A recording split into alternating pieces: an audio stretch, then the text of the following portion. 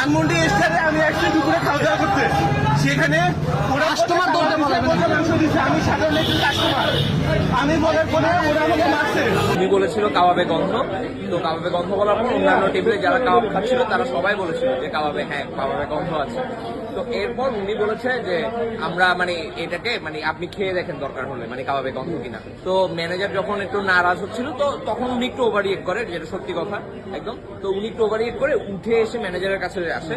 তো ম্যানেজারের তখন মাথা গরম হয়ে যায়, ম্যানেজার তখন সব বয়দেরকে মানে টানা বেল দিতে থাকে আমি দেখি। তো তখন দেখি সব বয়রা জড়ো হয়ে তখন হচ্ছে উনার গায়ে হাত তুলে। ইভেন এরপর আমরা উনারা এই ঘটনা শেষ হওয়ার পর আমরা কিন্তু তখন সবাই মিলে প্রোটেস্ট করেছি এবং আমি বলেছি যে আচ্ছা উনি যেটা করেছে ওভার রিয়েক্ট করেছে, অবশ্যই উনি ওভার রিয়েক্ট করেছে, একটু ওভার রিয়েক্ট করে উঠে এসেছে ঠিক, কিন্তু তার মানে এই না যে একটা কাস্টমারকে সবাই মিলে জড়ো হয়ে এভাবে গায়ে হাত তুলবে, এটা কখনোই হতে পারে না। উনি ওভার রিয়েক্ট করেছে, ওটার সাথে আমরা ঠান্ডা মাথায় এটা অবশ্যই সলভ করা যেত, বাট এটা ওনারা করেনি, এটা অনেক ভুল কাজ করেছে। এবং ওনারা চলে যাওয়ার পর, ঘটনা শেষ হওয়ার পর আমরা সবাই মিলে ওইটা প্রোটেস্ট করেছিলাম।